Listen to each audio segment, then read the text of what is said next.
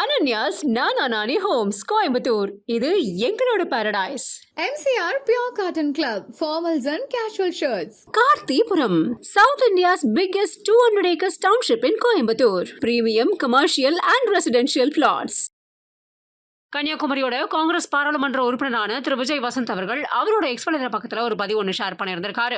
தேர்ந்தெடுக்கப்பட்ட விதிகள் மற்றும் வசதியான அமைதியோட அடிப்படையில் நாடாளுமன்றம் செயல்பட முடியாது அப்படிங்கிற மாதிரியும், ஆளும் கட்சி உறுப்பினர்கள் ஏற்கனவே ஜனாதிபதியோட உரையில பேசியிருக்காங்க அப்படிங்கிற மாதிரியும், மரபு மற்றும் நியாயத்தின்படி எதிர்கட்சி தலைவர் தொடங்கி எதிர்கட்சிக்கு போயிருக்கணும், பிரதமர் பதிலளிக்கிறதுக்கு முன்னாடியே அந்த அடிப்படை நாடாளுமன்ற சமநிலை மறுக்கப்பட்டிருக்கு அப்படிங்கிற மாதிரி போட்டிருக்காரு. இதை இன்னும் மோசமாக்குற மாதிரி எல்ஓபி பேசுறதை தடுத்தாலும் ஒரு பாஜக எம்பி ஒரு பத்திரிகையிலிருந்து சுதந்திரமா படிக்கவும் முன்னாள் பிரதமர்கள் மேல அவமரியாதையான கருத்துக்களை வீசவும் அனுமதிக்கப்பட்டிருக்காங்க. இந்த ஒழுக்க மீறல் சபாநாயகரோட கவனத்துக்கு கொண்டு வரப்பட்ட போது எந்த திருத்த நடவடிக்கையும் எடுக்கப்படல அப்படிங்கிற மாதிரி சமமான விளையாட்டு மைதானம் ஒண்ணு சாதகமா இருக்காது. அது ஜனநாயகத்தோட அடித்தளம். அந்த அடித்தளம் வேணுமனே பலவீனப்படுத்தப்படும் போது எதிர்கட்சி எதுவுமே நடக்கல அப்படின்னு பாசாங்க செய்யும் அப்படின்னு எதிர்பார்க்க முடியாது அப்படிங்கிற மாதிரி இந்த பதிவை போட்டு மக்களுக்கு தெரியப்படுத்தியிருக்காரு. இந்த இதுவே ரெகக்னைஸ் பண்ணியிருக்காங்கன்னா அது வந்து நேரில் பெரிய விஷயம் தான் சொல்லுவேன். இப்போ தந்தையோட மறைவுக்கு பிறகு அந்த டைம் பேசினாங்க. ஸோ அந்த குடும்பத்துக்கு தான் நாங்கள் வந்து சில விஷயங்கள் பண்ண வேண்டியது இருக்குங்கிற மாதிரி காங்கிரஸ் சில தலைவர்கள் பேசினாங்க. ஸோ எளிமையாக நடந்துருச்சு அவங்களுக்கு இந்த சீட் வந்தது இல்லை அப்படின்னு நம்ம சொல்ல முடியாது. ஏன்னா வந்து அதாவது அப்பாவோடைய தொண்டு காங்கிரஸ் கட்சிக்கு பார்த்திங்கன்னா வந்து ஈடு கொடுக்க முடியாத ஒரு தொண்டு. கட்சிக்கு மட்டும் இல்லை, மக்களுக்கும் சரி, சமுதாயத்துக்கும் சரி, அதே மாதிரி வந்து வியாபாரிகளுக்கும் சரி. ஸோ அவங்களோட ஜேர்னி வந்து ஒரு பெரிய ஜேர்னி. அவங்களுடைய கனவு ஃபுல்ஃபில் ஆனது 2019 ஒரு எம்பி ஆகி அவங்களுடைய அந்த டேர்மை முடிக்க முடியாமல் அவங்க வந்து கொரோனாவால் பாதிக்கப்பட்டு இறந்துட்டாங்க. இதில் வந்து என்னென்னா வந்து அந்த டைமில் தான் வந்து எனக்கு வந்து அப்பாவோட கனவுகளை நிஜமாக்கணும். ஏன்னா அது வரைக்கும் இருக்கும்போது நம்ம ஒரு ஃப்ரண்ட் ரன்னராக இல்லவே இல்லை. நான் வந்து அரசியல்னாலும் அப்பா கூட நான் ஈடுபாட்டில் இருந்தேன். நான் ஃபஸ்ட்டு அப்பா மேயர் எலெக்ஷன்லேருந்து கேம்பெயின்ஸ் போயிருக்கேன். அப்போ காலேஜ் ஸ்டூடெண்ட் நான். ஸோ அந்த மாதிரி நம்ம பிஹைண்ட் இதில் அப்பா இப்படி பண்ணலாம்ப்பா அப்படி பண்ணலாம்ப்பான்னு கன்னியாகுமரி வரும்போது நாங்கள் ரொம்ப இன்வால்வாக இருந்தோம். ஃபார் எக்ஸாம்பிள் பார்த்தீங்கன்னா வந்து நோவல் டாட்டா அவர்களை பார்த்து வந்து டிசிஎஸ் கொண்டு வரணும்னு கேட்டோம்.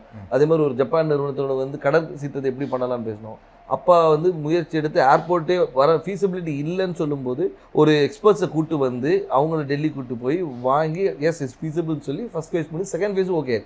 ஸோ இந்த மாதிரி ஒரு விஷனோட போயிட்டு இருக்கும்போது திடீர்னு மறைந்த உடனே ஐயோ அது பண்ண வேண்டிய கடமை நம்மளுடைய கடமைன்னு நான் சொல்லுவேன். ஒரு தந்தையை விட்டு போன பணிகளை மகனாக செய்ய வேண்டியது.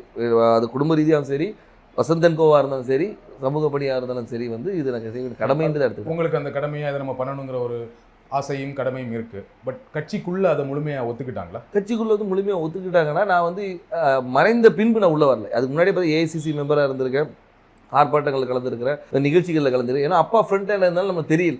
நிறைய பேர் கேட்டாங்க நீங்கள் கட்சியில் என்ன இருந்தீங்க சார், நான் இதில் இருந்தேன் பாருங்க அப்படின்னு ரெஃபரன்ஸ். ஓகே நீ இருந்திருக்கீங்களான்னு ஒரு இது வந்து இப்போ அப்பா மறைவு பின்பு வந்து நம்ம தெரிஞ்ச உடனே ஒரு லைம் லைட்டில் வந்த மாதிரி. நடுவில் கார்த்தி சிதம்பரம் அவர்கள் கன்னியாகுமரி தொகுதிக்கு வந்து பிரியங்கா காந்திக்கு விருப்ப மனு கொடுத்தாரு இல்லையா? அப்போ எப்படி இருந்துச்சு அது? அப்போ எனக்கு என்ன தோணுச்சுன்னா, ஓகே கட்சிக்குள்ள அதுக்கு முன்னாடியே பேசிட்டு இருந்தாங்க, விஜய் வசந்துக்கு தான் தொகுதி கொடுக்க போறாங்க அப்படின்னு பேசிட்டு இருக்கும்போது இந்த ஒரு நிகழ்வு நடந்தது. கட்சிக்குள்ள அப்போ ஒரு சப்போர்ட் இல்லாம இருக்கும். அப்படி ஒன்று, அதாவது அதுக்கு தான் பேர் விருப்ப மனுன்னே வச்சிருக்காங்க. அவங்க விருப்பப்படுறவங்கள வந்து இது பண்ணுறது தான் விருப்ப மனு வச்சிருக்காங்க. ஏன்னா வந்து அப்பா போட்டியிடும் போது ராகுல் காந்தி அங்கே போட்டியிடும் சொல்லி விருப்ப மனு கொடுத்தவங்களும் இருக்காங்க. ஸோ அதனால அந்த விருப்பத்தை வந்து ஒரு அகில இந்த தலைவர் நம்ம தொகுதியில் கன்னியாகுமரி வந்து காங்கிரஸோட கோட்டையாக இருந்த ஒரு இது, காமராஜர், குமரி அனந்தன் இவங்கெல்லாம் வெற்றி பெற்ற ஒரு இது, டென்னிஸ் எல்லாருமே வெற்றி பெற்று ஒரு காங்கிரஸோட இதாக இருந்ததுனால அந்த ஒரு பலம் இருக்கிறதுனால வந்து பண்ணால் நல்லா இருக்கும்ன்ற ஒரு இது. இப்போ சீட் கொடுத்தாச்சு, எந்த அளவுக்கு நம்பிக்கையாக இருக்கீங்க?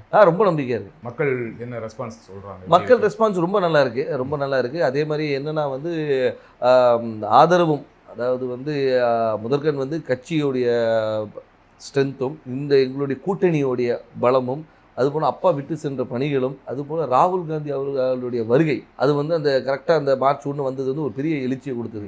எங்கள் தொண்டர்கள் மத்தியிலும் சரி, பொதுமக்கள் மத்தியிலும் ஓகே நம்ம ஊர் வந்திருக்காங்க, அவர் பண்ண, அதாவது ஒரு தலைவராக வராமல் ஒரு தொண்டனாகவும் சராசரி மனிதனாக வந்தார். இப்போ நீங்கள் வந்து எல்லா தலைவரும் வராங்க, மீட்டிங் போகிறாங்க. அப்படி இல்லாமல் ரோட்டில் ஒரு டீ கடையில் நின்று ஒரு பையனை கூப்பிட்டு பேசி அவங்ககிட்ட ரன்னிங் இன்ட்ரெஸ்ட் இல்லைன்னா ஷூஸ் இருக்கா, இல்லைன்னா ஷூஸ் வாங்கி கொடுத்து அனுப்புகிறேன்.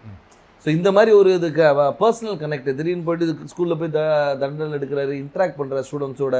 அதே மாதிரி பார்த்தா இதுக்கு முந்தின இதில் பார்த்தா நெசவாளிகளும் சரி, விவசாயிகள் இன்ட்ராக்ஷன், மீனவர், அந்த மாதிரி எல்லாரோட கனெக்ட் பண்ணும்போது வந்து நம்மளோட ஒருத்தர் அவர் அப்படின்ற ஒரு அஃபினிட்டி வருது. அது போக மட்டும் இல்லாமல் இப்போ ஆளுகின்ற பிஜேபி அரசு மீது உள்ள எதிர்ப்பும் அதிருப்தியும் கூட ஒரு பெரிய பலமாக இருக்கும். கன்னியாகுமரியில் பிஜேபிக்கு கொஞ்சம் ஸ்ட்ராங் இல்லையா?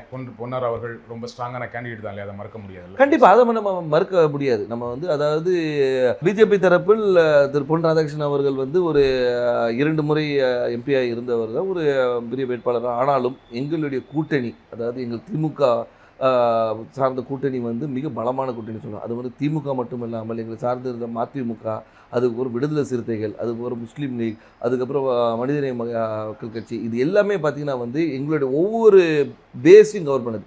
அதாவது ஒரு முஸ்லீம்ஸ் கவர் பண்ணுது, திமுகவோட ஸ்ட்ராங் ஹோல்டு, மதிமுகவோட ஸ்ட்ராங் ஹோல்டு, அந்த மாதிரி வந்து எல்லா பாக்கெட்டும் கவர் பண்ணி எங்களோட ஸ்ட்ரென்த்தை வந்து நான் இன்னும் மொபிலைஸ் பண்ணி வச்சுருக்கோம். ஸோ இப்போ பார்த்தீங்கன்னா வந்து இது வந்து எங்களுடைய ஷோர் ஷாட் விக்ட்ரின்னு சொல்லலாம். ஸோ கூட்டணியோட ரொம்ப ஸ்ட்ராங்காக இருக்குது, அந்த கூட்டணியை ஒரு பெரிய வெற்றி தேடித்தரும்னு சொல்கிறீங்க. கண்டிப்பாக. திரு வசந்தகுமார் அவர்களுக்கு கன்னியாகுமரி தொகுதி மக்கள் வாக்களித்தாங்க. ஏன் விஜய் வசந்த் அவர்களுக்கு வாக்களிக்கணும்? ஏன் உங்களுக்கு வாக்களிக்கணும்?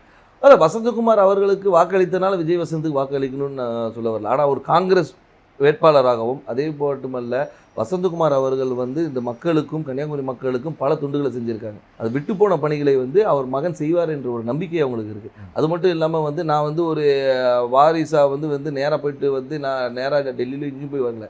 அடுத்த நாளே மக்களை சந்தித்தேன், மக்களோட இருந்தேன், எல்லா நிகழ்ச்சிகளை கலந்து கொண்டு எல்லாரோட நிறை குறைகளை கேட்டுட்ருக்கோம், மக்களாக இருந்தோம். அது ஏன்னா எடுத்தவொன்னே அக்செப்ட் பண்ணிக்க மாட்டாங்க, கேட்குற கேள்விக்கு நான் சொல்கிறேன். அதை அக்செப்ட் பண்ண வைக்கிறதுக்கு நான் ஒர்க் பண்ணேன். ஸோ அதனால் வந்து அப்பாவுடைய இடத்தை வந்து மகன் வந்து நிரப்பார் என்ற நம்பிக்கையை அவங்களுக்கு கொடுத்தேன். அந்த நம்பிக்கையை வந்து எல்லார் மேலேயும் பெருசாகவே இருக்குது. அதனால் வெற்றி வாய்ப்பு ரொம்ப நல்லா இருக்குது. குமரி மாவட்டத்தில் வரீங்க, ரொம்ப படித்த மாவட்டம், ஆனால் அங்கே நிறைய பிரச்சனைகளும் இருக்குது. அதை கரெக்டாக ஐடென்டிஃபை பண்ணியிருக்கீங்களா? என்னென்ன திட்டங்கள் வச்சுருக்கீங்க? கண்டிப்பாக. அதாவது வந்து நீங்கள் கன்னியாகுமரியை பொறுத்த வரைக்கும் பார்த்தீங்கன்னா வந்து இந்த மிக்ஸ் ஆஃப் ஆல்னு சொல்லலாம்.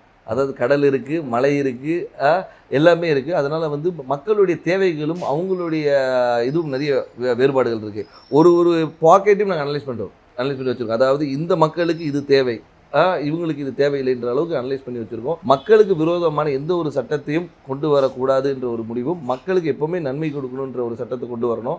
அவங்க மக்களுடைய வாழ்வாதாரத்தை உயர்த்துகிற அளவுக்கு என்ன செய்யணுமோ அந்த திட்டங்களை கொண்டு வந்து. எனக்கு தெரிஞ்ச வரைக்கும் குமரி மாவட்டத்தில் வாழ்வாதாரம் ஓரளவுக்கு நல்ல வாழ்வாதாரம் இருக்கும். எல்லாமே படித்தவங்களாக இருப்பாங்க, வேலையில் இருப்பாங்க. ஆனால் என்னென்னா அங்கே என்ன வேலை கிடைக்குன்னா, ஒன்று படித்து முடித்தா டீச்சர், பெண்களாக இருந்தால் நர்ஸு, அப்படி இல்லைன்னா இப்போ ஒரு சமீப 10 வருடங்களாக சாஃப்ட்வேர் இன்ஜினியர் நிறைய பேர் வந்து சென்னையில் வேலை பார்க்குறாங்க, ஃபாரின் போவாங்க, கப்பல் போவாங்க, இந்த மாதிரி வேலை செய்வாங்களே தவிர மாவட்டத்துக்குள்ளே வேறு என்ன வேலை வாய்ப்புனா எதுவுமே பெருசாக கிடையாது. ஃபேக்ட்ரிஸ் கிடையாது, சாஃப்ட்வேர் கம்பெனிஸ் கிடையாது. அப்போ அதற்கான திட்டங்கள் என்ன?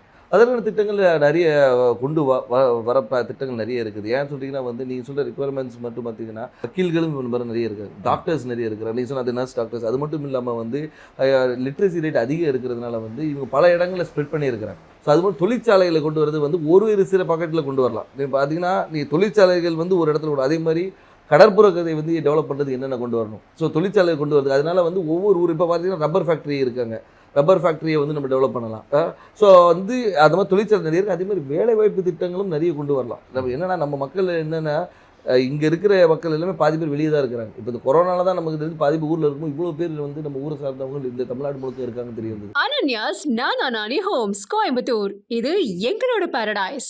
MCR Pure Cotton Club, formals and casual shirts. கார்த்திபுரம், South India's biggest 200 acres township in Coimbatore. Premium commercial and residential plots.